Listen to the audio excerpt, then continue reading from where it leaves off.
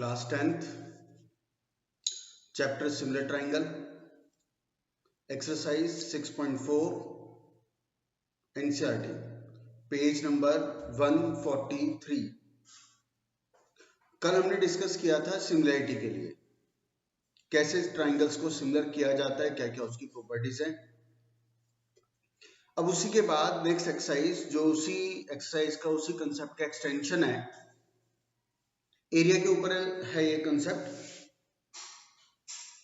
9th में हमने area of quadrilateral triangle किया था, उसके अंदर कंसेप्ट अलग थी।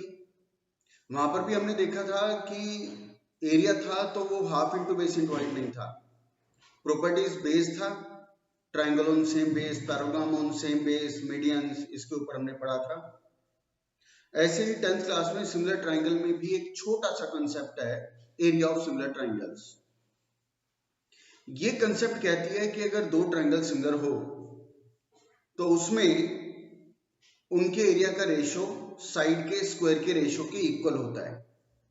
जैसे पेज नंबर 141 पर जाओ,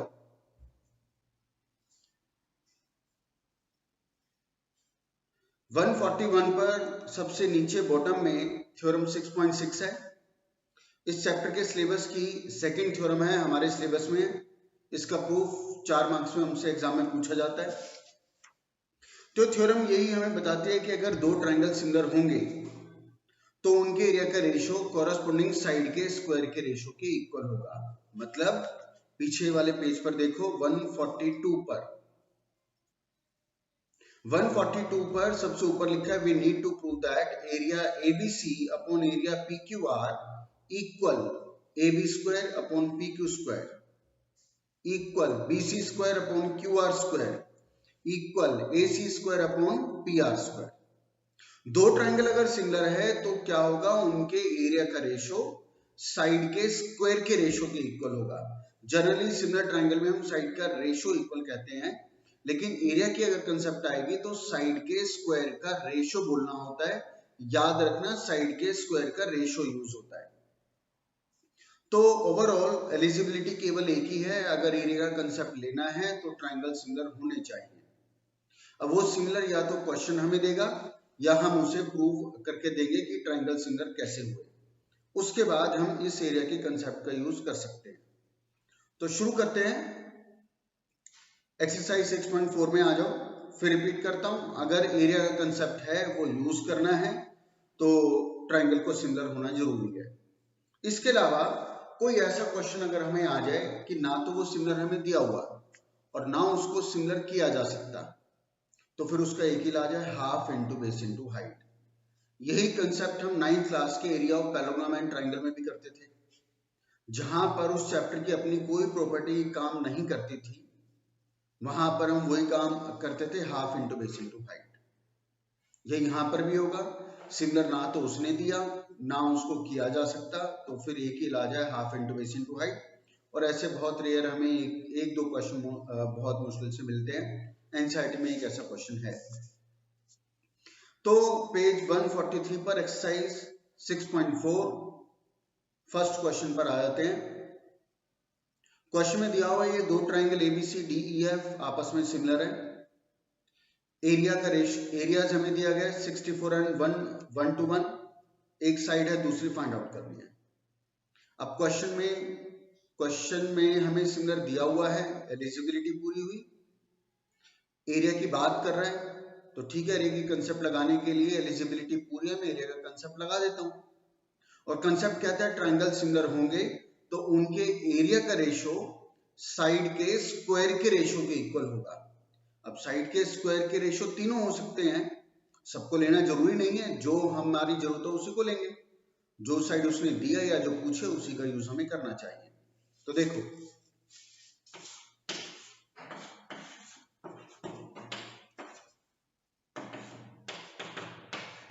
ये दो ट्राइंगल्स हैं हमारे, इसका एरिया 64, इसका 121, ये 15.4 और ये x हमें फाइंड आउट करके देना है। चलो ट्राइंगल तो सिमिलर है, एरिया का रेशियो लगाते हैं। Area triangle ABC upon area triangle DEF equal BC square upon EF square. अच्छा ये ध्यान और रखना, ऊपर ABC है तो यहाँ ABC की साइड आएगी, नीचे DEF है तो यहाँ पे DEF की ही साइड आएगी, इंटरचेंज नहीं होगा। चलो अब ABC का एरिया कितना है 64, इसका एरिया कितना है 121 इक्वल BC हमें नहीं पता कितना है, फाइंड आउट करना है, और ये कितना है 15.4 स्क्वायर, स्क्वायर था तो वो तो लगेगा ही। ये 1 मार्क्स का क्वेश्चन है, कहीं कहीं 2 मार्क्स में भी दे देंगे इसको। तो खैर अब सारा तुम्हें विजन क्लियर होगा कि BC कैसे फाइंड आउट करना है। फिर भी सोचो इसका नेक्स्ट स्टेप हमें क्या अप्लाई करना चाहिए।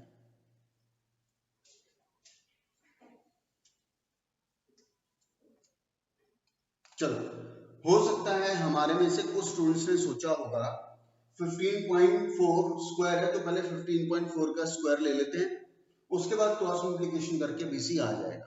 तुमने गलत नहीं सोचा, ठीक है, लेकिन तरीका लेंथी है, हमें ध्यान देना चाहिए। यहाँ पे स्क्वायर है, यहाँ से स्क्वायर हटाऊंगा तो ये क्या होगा, स्क्वायर रूट लगेगा, तो स्क्वायर रूट लगाओ। Root of 64 by 121 equal BC square by 15.4। Square अगर करोगे तो गलत होने के चांसेस ज्यादा है, मल्टीप्लिकेशन गलत हो सकती है, कटिंग भी ज्यादा होगी, फिर सोचो उसका स्क्वायर रूट कैसे निकालोगे, दिक्कत होगी। तो इसलिए इस तरह के कंसेप्ट में ये एक्शन लेना चाहिए। अधिकतर मैं बार बार ये बात बोलता हूँ, लेकिन स्टूडेंट्स को देखा मैंने तब भी वो इसका स्क्वायर कर लेंगे, उसके बाद वो खुद फंस जाते हैं कि आंसर गलत आ गया। तो यहाँ स्क्वायर है, स्क्वायर हटाओ, स्क्वायर रूट लो उसका, तो ये कितना आ गया तुम्हारा 8/11। अब जो करना है कर लो, हमारा BC आ जाएगा। ठीक है, नो डाउट।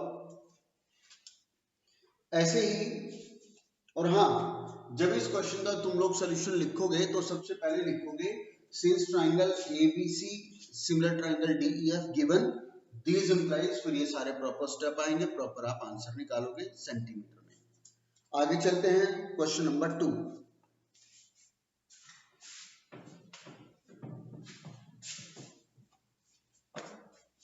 क्वेश्चन नंबर 2 पढ़ लो, मैं तब तक फिगर बनाता हूं।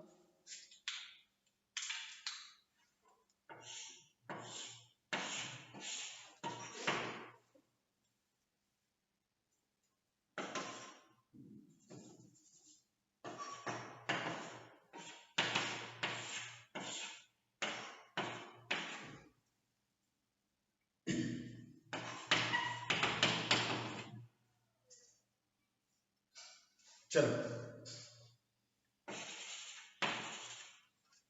इस क्वेश्चन में हमें दिया हुआ है कि इसके पैरेलल एंड ट्रेपेजियम है, AB twice of CD given है, इन दोनों के एरिया का रेशियो फाइंड आउट करना है। अब एरिया की बात आ गई तो पहली एलिजिबिलिटी ट्रायंगल सिमिलर होने चाहिए। सोचो कैसे सिमिलर होंगे। लास्ट एक्सरसाइज में हमने क्वेश्चन किया, ये कैसे सिमिलर किया था क्वेश्चन नंबर 3 में। तो यहाँ पे वही आप इसको ऑल्टरनेट ले लो, क्योंकि ये पैरेलल है, ये ट्रांसवर्सल हो गया, ये इसके इक्वल ले लो, वही ऑल्टरनेट पैरेलल ट्रांसवर्सल, आप वर्टिकली भी ले लो, आपके पास तीनों एंगल का ऑप्शन है। नेक्स्ट, चलो पहले तो तुम इन दोनों ट्रायंगल को सिमिलर करके दिखाओगे प्रॉपर रीजन प्रॉपर स्टेप्स के साथ। सिमिलर होने के बाद अब आगे का काम शुरू करते हैं। Area triangle DOC upon area triangle AOB equal, कोई भी साइड का स्क्वायर ले लो, ये स्क्वायर अपॉन ये स्क्वायर ले लो, या ये स्क्वायर अपॉन ये स्क्वायर ले लो, या ये स्क्वायर अपॉन ये स्क्वायर ले लो। अब लेंगे तो वो ना जिसकी हमारे पास इंफॉर्मेशन है, हमारे पास इसकी कोई इंफॉर्मेशन नहीं है, हमारे पास इसकी भी कोई इंफॉर्मेशन नहीं है, हमारे पास इन दोनों की इंफॉर्मेशन है, तो रेशो में हमें इन्हीं दो साइड के स्क्वायर का रेशो लेना चाहिए। ऊपर DOC है तो उसकी साइड आएगी DC स्क्वायर, नीचे AOB है तो उसकी साइड AB स्क्वायर आना चाहिए, DC square upon AB square. Next, DC कितना दिया हुआ है, नहीं दिया हुआ है। AB हमें क्या है, ट्वाइस CD, रिप्लेस कर दो।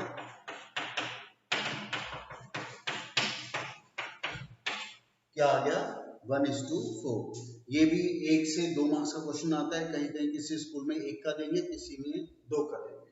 सिंपल है, आगे बढ़े। नेक्स्ट पेज पर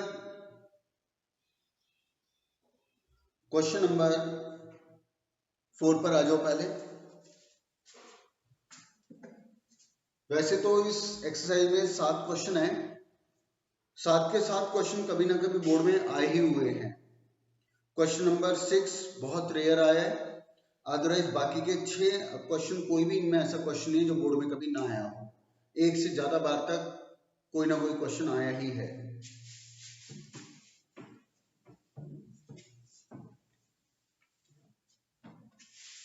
क्वेश्चन नंबर 4,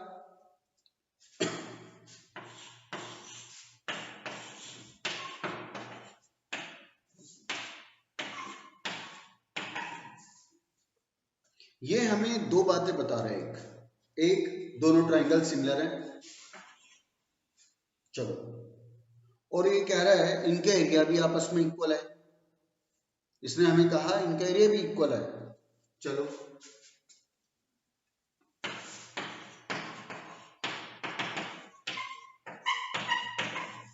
ये 2 बातें हमें दी गई है। एक, ये दोनों ट्राइंगल सिमिलर हैं, दूसरा इन दोनों का आपस में एरिया भी इक्वल है। प्रूव करना है ये कॉन्ग्रुएंट होंगे।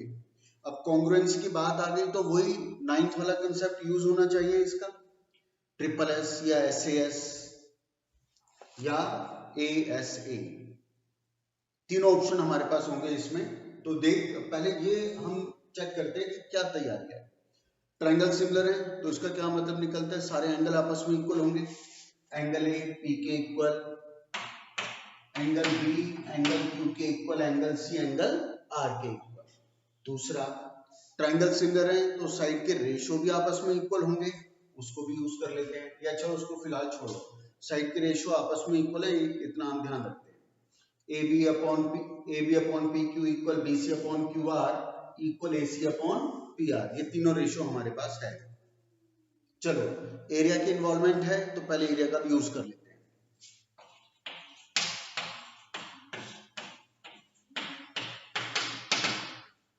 कंसेप्ट कहता है ट्रायंगल सिमिलर होंगे तो उनके एरिया का रेशियो साइड के स्क्वायर के रेशियो के इक्वल होगा। तो एरिया का ratio is equal to AB square upon PQ square equal BC square upon QR square भी हो सकता है, equal AC square upon PR square भी हो सकता है। हम इसी से कर लेंगे, आगे हमें जाने की जरूरत पड़ेगी नहीं। तो देखो, यहां तक तो हम आ गए एरिया की कंसेप्ट से। नेक्स्ट, अब उसने हमें कहा था कि इन दोनों का एरिया आपस में इक्वल है। तो अगर इस PQR की जगह मैं ABC कर दूं तो कोई दिक्कत, क्योंकि हमें वो एरिया इक्वल गिवन है। या ABC की जगह PQR कर दो क्योंकि एरिया इक्वल गिवन है। कैंसिल हो गया, बचा क्या इक्वल 1, बचा क्या हमारा इक्वल 1। चलो, तो अब इससे क्या हुआ, AB square equal PQ square, cross multiplication, AB square equal PQ square, तो क्या आ गया AB इक्वल PQ, दो साइड इक्वल आ गए। सिमिलरली कह सकते हैं BC इक्वल QR, सिमिलरली बता सकते हैं AC इक्वल PR। खैर हम वो काम नहीं करेंगे, AB इक्वल PQ आ गया। अब कॉन्ग्रुएंस का काम शुरू करते हैं। Now in triangle ABC and triangle PQR, now in triangle ABC and triangle PQR क्या क्या है, angle A equal angle P क्योंकि बड़े ट्राइंगल सिमिलर थे, angle B equal angle Q क्योंकि बड़े ट्राइंगल सिमिलर थे, और AB equal PQ from 1, ASA हो गया कंप्लीट। तो ट्राइंगल आपके कॉन्ग्रुएंट प्रूफ हो गए। मैं फिर रिपीट करता हूं, A इक्वल P क्योंकि बड़े ट्राइंगल सिमिलर थे, B इक्वल Q क्योंकि ये वाले ट्राइंगल सिमिलर है, और AB इक्वल PQ हम लेकर के आए हैं from 1। Therefore by ASA triangle ABC congruent triangle PQR। या तुम्हें अगर करना चाहो सिमिलरली BC इक्वल QR बता सकते हो, सिमिलरली AC इक्वल PR बता सकते हो। फिर उसके बाद ये कर लो, now in triangle this and this, ये इसके इक्वल फ्रॉम 1, ये इसके इक्वल फ्रॉम 2, ये इसके इक्वल फ्रॉम 3, ट्रिपल एस से तब भी कॉन्ग्रुएंट हो गए। अब हमारी मर्जी, हम इसको जैसे मर्जी करें। इसके बाद आ जाओ क्वेश्चन नंबर 5 पर, पढ़ लो।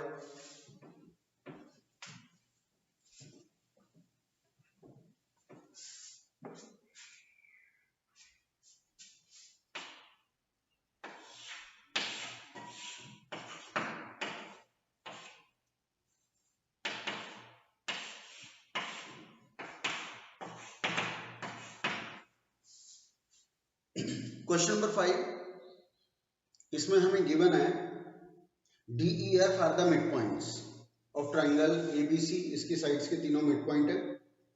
हमें इस ट्राइंगल DEF और ABC, इन दोनों ट्राइंगल का छोटा अंदर वाला और ये बाहर बड़े वाला, इनके एरिया का रेशो हमें बताना है। मोस्टली स्टूडेंट्स को मैं उम्मीद करता हूँ याद आ गया होगा, ये क्वेश्चन हम लोग 9th में करके आए हैं और मोस्टली स्टूडेंट्स को इसका आंसर भी याद होगा। आंसर क्या आता था, 1:4 आया करता था, है ना। वहां पर इसको प्रूव करने का तरीका थोड़ा लंबा था। वहां हम करते क्या थे, वहां इसको पैरेललोग्राम प्रूव करते थे। पैरेललोग्राम प्रूव करने के बाद ये डायगोनल की बात करते थे, फिर कहते थे इसका एरिया इक्वल, इसको पैरेललोग्राम दिखाते थे, डायगोनल की बात करते थे, एरिया इक्वल, इसमें भी यही काम करते थे, चारों का इक्वल लाकर एरिया, फिर हम कहते थे वो 1/4 है। तो एक पेज का आपका सोल्यूशन पड़ता था या उससे ज्यादा भी हो सकता है, लेंथी प्रोसेस था। सिमिलैरिटी में तुम देखोगे बहुत छोटा पड़ेगा ये। बाकी 9th में भी ये मिड पॉइंट थ्योरम की इन्वॉल्वमेंट से हुआ था, 10th में भी ये मिड पॉइंट थ्योरम की इन्वॉल्वमेंट से ही होगा, लेकिन आगे जाके स्टेप बहुत ज्यादा रिड्यूस हो जाएंगे इसके।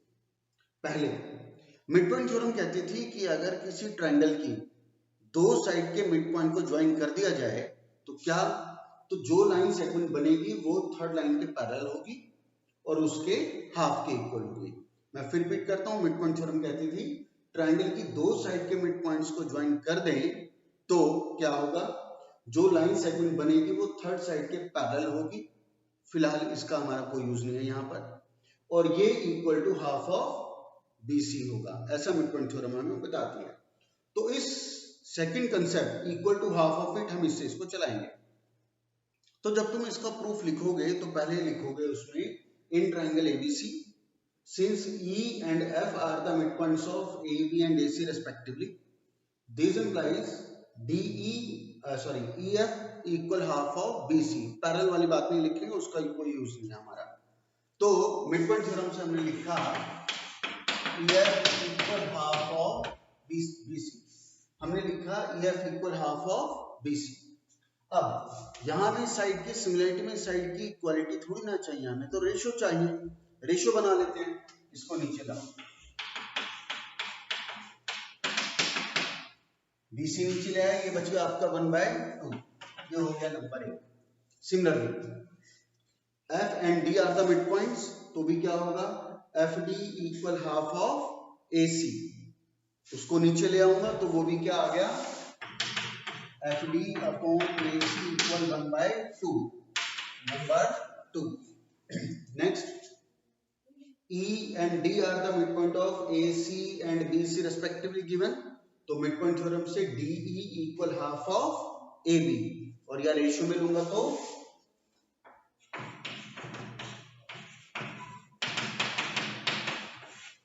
DE upon AB equal 1/2। तो हमने देखा छोटे वाले ट्रायंगल और बड़े वाले ट्रायंगल की साइड का तीनों का रेशियो हमारे पास आ गया है। ये तीनों रेशियो आपके छोटे अंदर वाले और बाहर बड़े वाले ट्रायंगल के रेशियो आ गए 1/2, 1/2, 1/2, तीनों रेशियो इक्वल हो गए। तो बड़े वाला और छोटे वाला ट्रायंगल आपका ट्रिपल एस से सिमिलर हो गया। ट्रिपल एस से सिमिलरिटी इसकी लिखने के बाद अब हम इसके एरिया का रेशियो ले लेंगे। ट्रायंगल्स को आपके सिमिलर हो गए, ट्रायंगल सिमिलरिटी लिखने के बाद this implies area triangle DEF upon area triangle ABC equal, तो आपके पास तीनों साइड है, जो मर्जी ले लो, EF square upon BC square, ठीक है। EF अपॉन BC कितना आया था, 1/2। स्क्वायर था तो वो तो यहाँ भी लगेगा, तो कितना आ गया वही 1/4 जो हम 9th क्लास में भी किया करते थे। तो कुल मिलाकर मेन पहले एरिया की कंसेप्ट के लिए जरूरी था इस छोटे ट्रायंगल को बड़े से सिमिलर करना, वो हमने मिड पॉइंट थ्योरम के थ्रू उनके तीनों के रेशियो इक्वल लेकर आए साइड्स के, उससे ट्रिपल एस से हमारे ट्रायंगल सिमिलर हो गए। फिर हमने एरिया का कंसेप्ट यूज कर दिया, क्योंकि जब तक सिमिलर नहीं होंगे एरिया का कंसेप्ट नहीं लगा सकते। सिमिलरिटी के बाद हमने किसी एक साइड के स्क्वायर का रेशियो ले लिया, जो भी हमारे पास था, यहाँ तीनों थे, हमने उसमें से इसको लिया, EF/BC 1/2 आया था, 1/4 हमारा आंसर आ गया।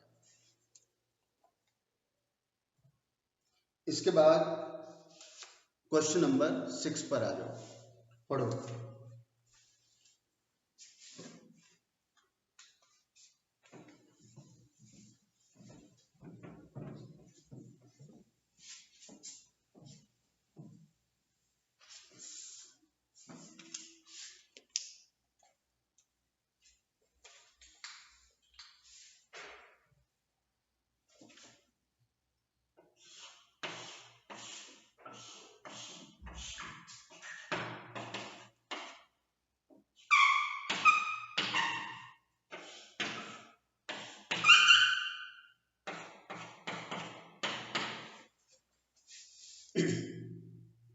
क्वेश्चन में आपको दिया गया है दो ये बड़े वाले ट्रायंगल सिमिलर हैं। चलो अब हमें ये प्रूव करना है कि इन दोनों बड़े ट्रायंगल्स के एरिया का रेशियो इनके मीडियंस के स्क्वायर के रेशियो के इक्वल होगा। हमें प्रूव करना है area triangle ABC upon area triangle PQR equal median के स्क्वायर का रेशियो AD² अपॉन PM²। हमें मीडियंस के रेशियो के इक्वल लाना है। चलो तुम्हें याद आना चाहिए पहले तो, क्योंकि इसने बड़े बड़े ट्रायंगल्स के एरिया का रेशियो मांगा है तो बड़े ट्रायंगल सिमिलर होने चाहिए, वो तो मेरे पास है। अब है तो पहले उसका कर लेते हैं यूज। बड़े ट्रायंगल सिमिलर हैं, ABC सिमिलर PQR, तो this implies area ABC upon area triangle PQR equal, वो भी साइड के स्क्वायर का रेशियो ले लो, तीनों साइड के रेशियो है हमारे पास, AB² अपॉन PQ²। मैं ये वाला लेता हूं। चलो अब यहां पर हम ये देखते हैं हमारे पास रेशियो है इसके लिए और मांगा उसने मीडियन का रेशियो। इसका मतलब क्या हुआ, हमें AB अपॉन PQ को AD अपॉन PM से रिप्लेस यहां करना होगा, और AB upon PQ AD upon PM से रिप्लेस तब होगा जब हम इन दोनों के रेशियो को इक्वल ले आएंगे। इसका मतलब हमें प्रूव करना होगा AB upon PQ equal AD upon PM। तो इसके लिए मैं तुम्हें याद दिलवा रहा था लास्ट एक्सरसाइज का लास्ट क्वेश्चन नंबर 16, उसमें हमने यही किया था प्रूव। उसमें भी बड़े ट्रायंगल सिमिलर थे, यहाँ पे भी दे रहा हो, उसमें भी उसने AB upon PQ equal AD upon PM मांगा था टू प्रूव में, यहाँ पे वही हमारी जरूरत है। तो मतलब अब क्या हुआ, सबसे पहले तो इस क्वेश्चन को जब आप लोग करोगे अटेम्प्ट तो question number 16 as it is आएगा, AB upon PQ equal AD upon PM prove करने तक। उसके बाद फिर ये वाला शुरू हो जाएगा काम। एरिया का कंसेप्ट लगा के आप पहले ये चीज लिखोगे और नेक्स्ट स्टेप में AB अपॉन PQ की जगह AD अपॉन PM आ जाएगा, जो भी तुमने उसको नंबर दिया होगा, नंबर 2 नंबर 3 फ्रॉम 1 and 2 जो भी तुम यहाँ लिखोगे। ठीक है, तो ये क्वेश्चन उसी का एक्सटेंशन था, बिल्कुल वैसे का वैसा चलेगा। फिर रिपीट करता हूँ क्योंकि हमें यहाँ पे जरूरत है AB अपॉन PQ को AD अपॉन PM के इक्वल लाना, क्योंकि वही चीज हमारी अटका रहा है यहाँ पर। अब वो कैसे इक्वल आएगा, जैसे लास्ट एक्सरसाइज का क्वेश्चन नंबर 16 में हमने इसको प्रूफ किया था। तो पहले वो पूरा का पूरा प्रूफ ऐसा कैसा आएगा, उसके बाद ये स्टेप लग के AB upon PQ AD upon PM से रिप्लेस हो जाएगा, उसका रिजल्ट डाल देना फ्रॉम 1 या 2 जो भी तुम्हें डालना हो। और मैंने लास्ट एक्सरसाइज में बोला भी था कि ये क्वेश्चन हमें आगे जाके दोबारा मिलने वाला है, बहुत कम आया है ये वाला क्वेश्चन एग्जाम में। क्वेश्चन नंबर 7 मोस्ट इंपॉर्टेंट है, इस पूरी कंसेप्ट में, इस पूरी एक्सरसाइज में सबसे ज्यादा आने वाला क्वेश्चन रहा है, सबसे ज्यादा ट्रेंड में क्वेश्चन रहता है, और जब भी आता है बिना फिगर के आता है। इसे पढ़ लो और एक बार अपने लेवल पे इसकी फिगर बनाने की कोशिश करो।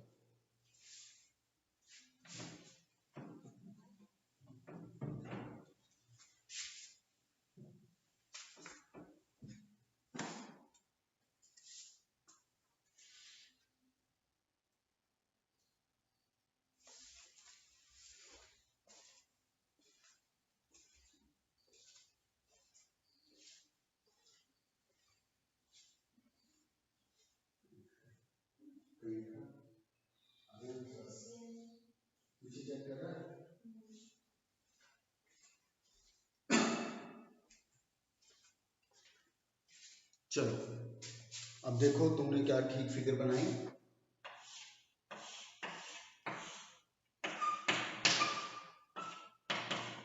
ABCD से स्क्वायर उसने ऐसा कहा। अब उसने कहा एक इक्विलेटरल ट्रायंगल इसकी साइड पे बना हुआ है। साइड का नाम नहीं बताया, हमारी मर्जी, हम जहां मर्जी बनाए, इस पर इस पर इस पर या इस पर। मैं जानबूझ के BC पर बनाऊंगा। अब उसने ये भी नहीं बताया कि इक्विलेटरल ट्रायंगल इस साइड बनाना है या उस साइड बनाना है। जिस साइड मर्जी बना सकते हैं, मैं जानबूझ के इस तरफ बनाऊंगा। ठीक है, नेक्स्ट उसने कहा दूसरा इक्विलेटरल ट्रायंगल इसके डायगोनल पे बना हुआ है। अब उसने उसका भी नहीं बताया कि आप AC पे बनाओ या BD पर बनाओ, हमारी मर्जी, जहां मर्जी बनाएंगे। मैं जानबूझकर AC पर बनाऊंगा। अब उसने ये भी नहीं बताया कि इस साइड बनाओ या इस साइड बनाओ, हमारी मर्जी है, मैं जानबूझकर यहाँ पर बनाऊंगा। ठीक है, मैंने ऐसा इसलिए किया कि जिससे दोनों आपके ट्रायंगल अलग अलग डायरेक्शन में नजर आ जाए और वो फिगर कंजस्टेड ना हो, समझने में इजी रहे। चलो अब इसने कहा कि ये दोनों ट्रायंगल इक्विलेटरल है और ये बड़े वाला तो ओरिजिनली हमारा स्क्वायर है ही। हमें बताना है कि साइड पे बने हुए ट्रायंगल का एरिया डायगोनल वाले एरिया का हाफ है। हमें प्रूव करना है इसका एरिया इसके एरिया के हाफ के इक्वल है। एरिया की इन्वॉल्वमेंट आ गई तो सबसे पहले तो ट्रायंगल सिमिलर होने चाहिए। तो इस ट्रायंगल और इस ट्रायंगल को हमें सिमिलर करना है। सोचो कैसे होंगे। डायरेक्टली हमारे पास एंगल्स की कोई इंफॉर्मेशन नहीं है, साइड की कोई इंफॉर्मेशन नहीं है।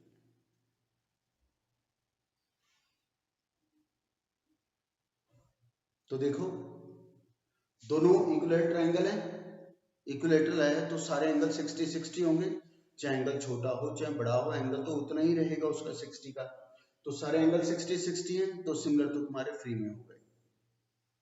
अब इसमें हमारी मर्जी है, हम एंगल B को इस एंगल C के इक्वल बोले या इस B को Q के इक्वल बोल दूं या इस B को इस A के इक्वल बोल दूं। सारे 60 हैं, सारे आपस में इक्वल हैं। तो इसके लिए तुम्हें इंडिविजुअली एंगल स्टेट करने की जरूरत नहीं है कि मैंने किस एंगल को किस एंगल के इक्वल कहा है और क्यों कहा है। इसमें डायरेक्टली लिखे, क्योंकि कोई भी एंगल किसी पर्टिकुलर एंगल के इक्वल है ही नहीं स्पेसिफिक। सारे 60 हैं, जिस मर्जी को जिस मर्जी के साथ एक्सप्रेस किया जा सकता है। तो इसमें सीधा लिखेंगे since triangle BCP and triangle AQC are equilateral triangle, this implies triangle ये सिमिलर ट्रायंगल ये। यहाँ पे तो नेमिंग का भी चक्कर नहीं है क्योंकि सारे ट्रायंगल है ही आपके 60-60 के। तो ये वाला ट्रायंगल सिमिलर, ये वाला ट्रायंगल हो गया बाय ए सिमिलरिटी। अब इनके एरिया के रेशियो की बात करते हैं। Area triangle BCP upon area triangle ACP, किसी भी साइड के स्क्वायर का रेशियो ले लो। मैं यहां पर इस ट्रायंगल का BC स्क्वायर ले रहा हूं और इस ट्रायंगल का मैं AC स्क्वायर ले रहा हूं। ठीक है, चलो ट्रायंगल सिमिलर होने चाहिए थे, वो हमने काम पूरा कर दिया। एरिया का हमने रेशियो लगा दिया। अब न्यूमेरिकल फिगर लाने के लिए हमें इसको रिमूव करना होगा। अब इसकी सेटिंग करते हैं। देखो हमें याद आया ये हमारा स्क्वायर है, स्क्वायर है, सारी साइड इक्वल होगी। सारी साइड इक्वल है तो अगर मैं इसको x ले लूं तो ये भी x ही होगा, सारी साइड इक्वल है। अच्छा अब BC तो चलो अरेंज हो गया, BC को तो हमने लिख दिया x स्क्वायर। अब बचा इसका ये AC तो है नहीं मेरे पास। फिर हमें याद आया ये स्क्वायर है, ये तो राइट एंगल ट्रायंगल है, राइट एंगल ट्रायंगल है, फिर तो इसका ना पाइथागोरस से AC अरेंज हो ही जाएगा। तो पाइथागोरस लगाकर x आ गया, सॉरी ये AC आ गया तुम्हारा x√2, पाइथागोरस लगाओगे तो ये आ जाएगा। अब इसे रिप्लेस करा दो, x√2 स्क्वायर था तो वो तो लगेगा ही, क्या बच गया x² अपॉन 2x² काट के क्या आ गया 1/2, जो हम प्रूव करना चाहते थे। तो हमारा प्रूव हो गया ABC का area is equal to half of ACQ। Question बहुत आसान है, बोर्ड में ये 3 मार्क्स का भी आया हुआ है क्वेश्चन, 2 मार्क्स में भी आया हुआ है, ओवरऑल स्कूलिंग लेवल पे तो इसको देते ही रहते हैं। तो आज की एक्सरसाइज हमारी यहीं पर खत्म हुई।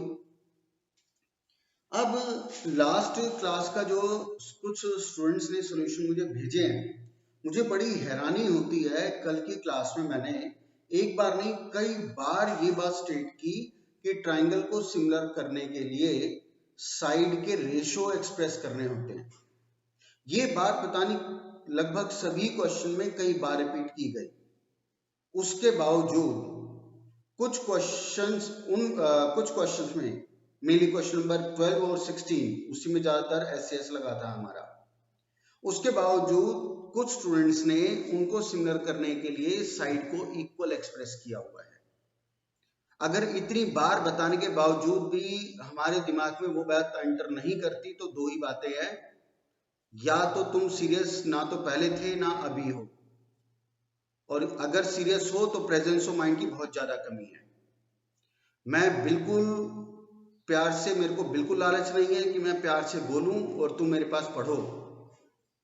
इतनी बार समझाने के बावजूद अगर तुम्हारा यही समझने का एक लेवल है तो मुझे मेरे पास बिल्कुल आने की जरूरत नहीं है। बड़ी हैरानी होती है, बार बार एक्सप्रेस करने के बाद कोई प्रेजेंटेशन नहीं, कोई स्टेप्स प्रॉपर नहीं, ऐसा लगता है जैसे कभी ज्योमेट्री की ही नहीं है। तो रेगुलर क्लासेस जब आगे चालू होगी, इन डेज में जो तुम्हारी परफॉर्मेंस आ रही है उसी के बेस पर तुम्हारी ज्वाइनिंग पॉसिबल होगी। मुझे कोई लालच नहीं है यहाँ पे भीड़ इकट्ठी करने का, इसलिए जो भी करो पूरा कंसंट्रेशन से होना चाहिए। और जितना भी इन डेज में जितना भी ऑनलाइन ये क्लासेस हो रही है, रेगुलर क्लासेस शुरू होने पर इन सबके पहले टेस्ट होंगे, उसके बाद तुम्हारी ज्वाइनिंग होगी या नहीं होगी ये ऐसा मैं डिसाइड करूंगा। धन्यवाद।